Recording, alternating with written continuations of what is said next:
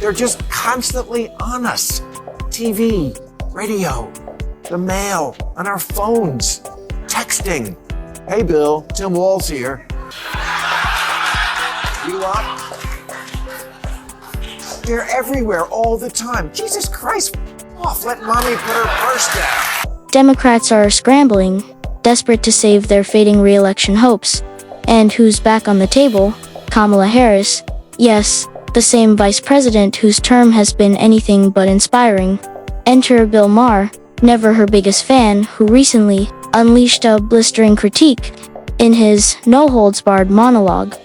Maher didn't just dismiss the idea of Kamala 2024, he completely dismantled it. Joe Biden was still hanging on to be the candidate. Many of the pundits said that to switch him out this late would cause chaos.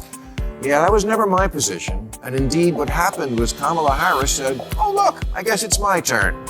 And the next day, a grateful nation handed her $500 million. The only reason we stay stuck in permanent campaign mode is money. It's estimated this year that $16 billion will be spent on political ads. It's time we admit that the endless campaign exists only to enrich advertisers, political consultants, and what's left of the news media. Maher began by addressing what many have long suspected.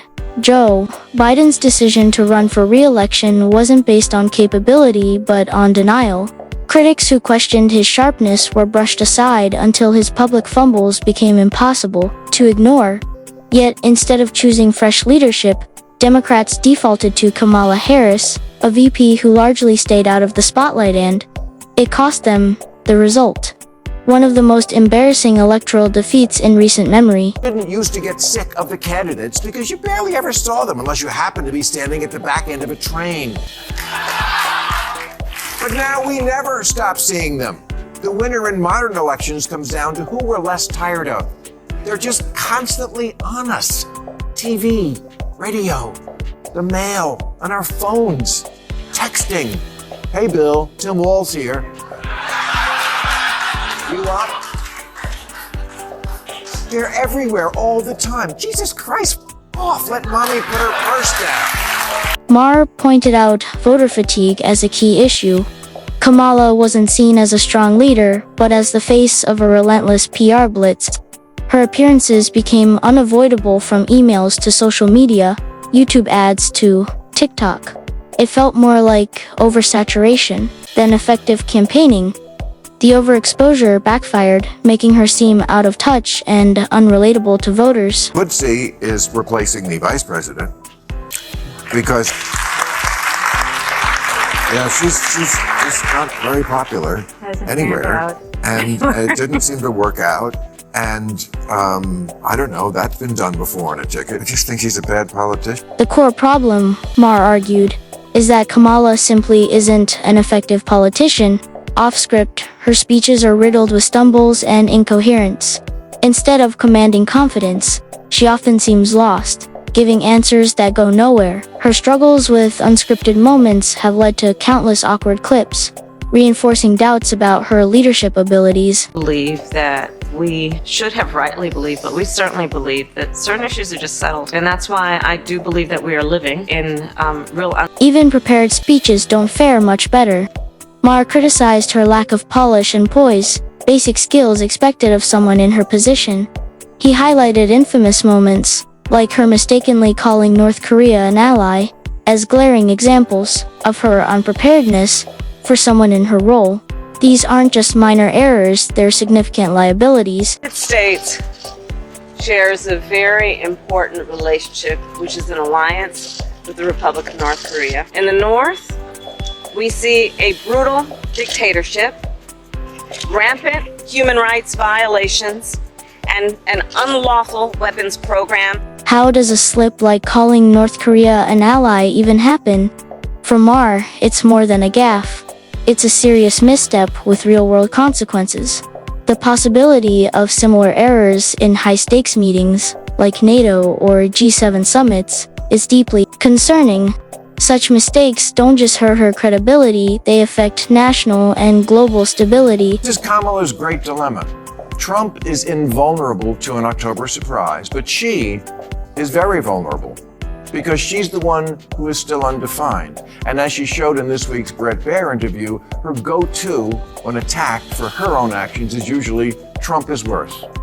Okay, we know that. But now undecided voters want to hear about you. They want someone to vote for. This election comes down to this. Trump has a coalition of voters made up of A, people who really do like him, and B, people who think with all of his flaws, he's still better than far-left insanity. On the campaign trail, Kamala's fallback defense was often, well, Trump was worse. Maher pointed out how this approach lacked vision or substance.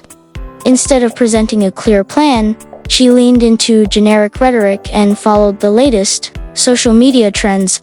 For voters seeking authenticity and direction, this only underscored her inability to lead decisively. And the voters' big doubt about Kamala is, are you part of far-left insanity?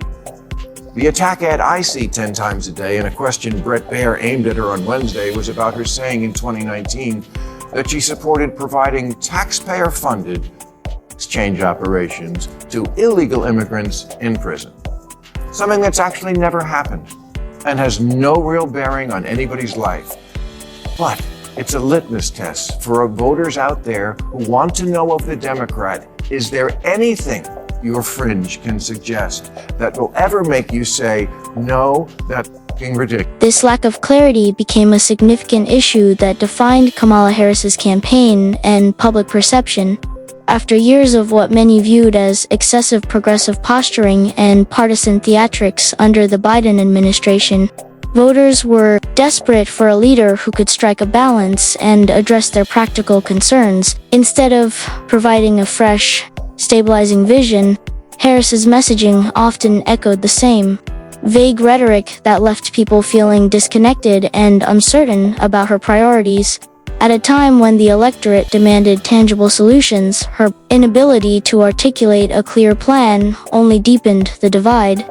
Meanwhile, figures like Donald Trump seized the moment, offering bold and specific proposals on key issues such as economic revival, border security, and energy independence. These straightforward and decisive promises resonated with millions, drawing a sharp contrast to Harris's perceived lack of direction. Her failure to compete on these critical fronts not only weakened her campaign, but also amplified voter skepticism about her ability to lead the country through its challenges. For many, it solidified the belief that Harris was not prepared to step into the role of a unifying and effective leader. Time, maybe try. Joe Biden generally did a good job, but sure, I wish we'd tightened the border sooner, as we have done now, and trust me, I learned my lesson, and that's never going to happen again. Kamala, it's so important that you win this election, not just for the sake of retaining a real democracy and for the good of the world, but also because I predicted a month ago you'd win this thing, and if you blow it, it's going to make me look bad. Maher also didn't hold back on his criticism of Kamala Harris's handling of the border crisis. Appointed as the border czar, she quickly faded from view, offering little in terms of concrete action or meaningful oversight. Under her watch, border crossings didn't just rise, they skyrocketed, exacerbating serious issues like human trafficking, drug smuggling, and the influx of fentanyl into the country. The consequences were devastating. Overdose deaths hit record highs, communities faced mounting challenges, and law enforcement agencies were stretched beyond their limits. Meanwhile, Harris issued vague statements that did little to address the severity of the situation. Her absence on such a critical issue became a glaring failure, further eroding public trust. Maher argued that this wasn't just a political misstep, it was a complete abdication of leadership when it was needed most. For voters, it underscored her inability to tackle high-stakes problems, leaving them frustrated and disillusioned. I've got a really good prediction record, so please don't f this up. Kamala, ever since I put down my marker on you and said you'd win and I wasn't even worried about it, everyone, everywhere, on the road, in LA, texting me, emailing me, stopping me in restaurants, asking me, Bill, are you sure? No, I'm not sure. What am I, Kreskin?